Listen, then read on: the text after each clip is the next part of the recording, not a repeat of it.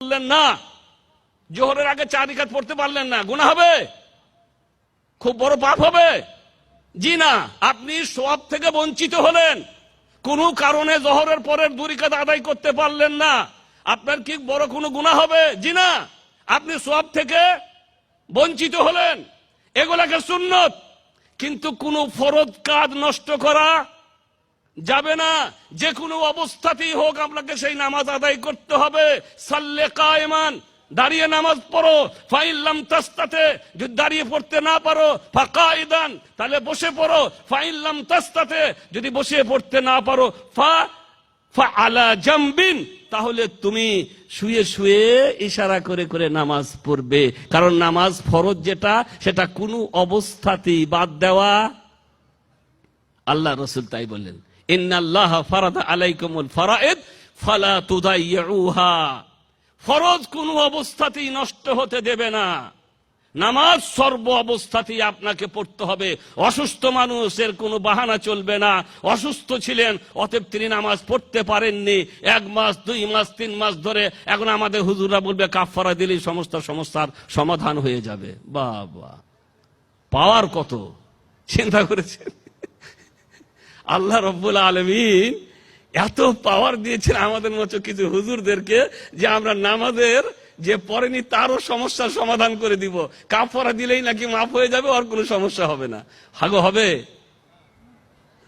1 রাকাত নামাজ যদি আপনার ছুটে যায়, সারা দুনিয়া বিক্রি করে দিলেও ওই 1 রাকাত নামাজ ফিরে আসবে না। কালকে কিয়ামতের মাঠে আল্লাহ আপনাকে জিজ্ঞাসা করবেন, 1 রাকাত নামাজ তুমি কেন ছেড়েছিলে, কেন বাদ দিয়েছিলে? ওমর ফারুক রাদিয়াল্লাহু তাআলা আনহুকে যখন বল্লম মেরে শহীদ করা হলো, সাজদারত অবস্থায় ছিলেন তিনি, সাজদারত অবস্থায়, আর পিছন থেকে তাকে বল্লম মারা হলো, রক্তে রঞ্জিত শরীর। তখন একথা বলছেন, আমাকে কে মেরেছে? কে মেরেছে?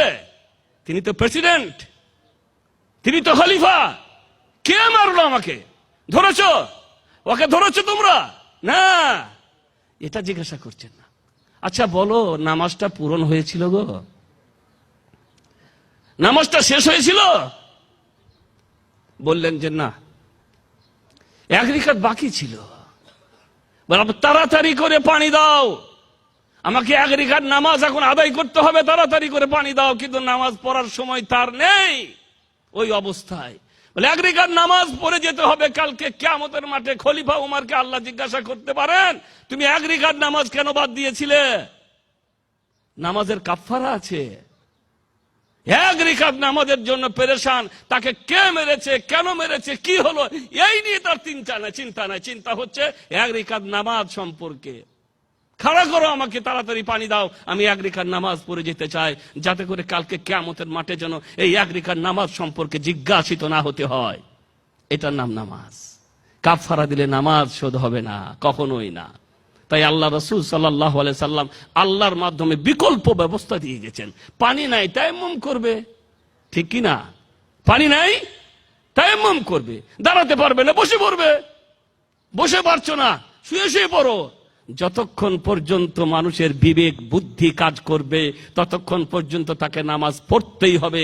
যখন তার বিবেক বুদ্ধি আর কাজ করবে না, অন্য একটা অবস্থায় চলে যাবে, তখন সে চলে যাবে পাগলের পর্যায়ে। পাগলের কোনো হিসাব, যার হিসাব নাই, তারা আবার কাফারা কিসের? আর যে পর্যন্ত নামাজ পড়ার মতন তার অবস্থা ছিল, অলসতার কারণে আমাদের দেশে তো মাথা একটু ব্যথা হয়েছে, আর পড়বে না, পড়েই আছে। সামান্য একটু জ্বর, পড়েই আছে, নামাজ পড়তে হবে না।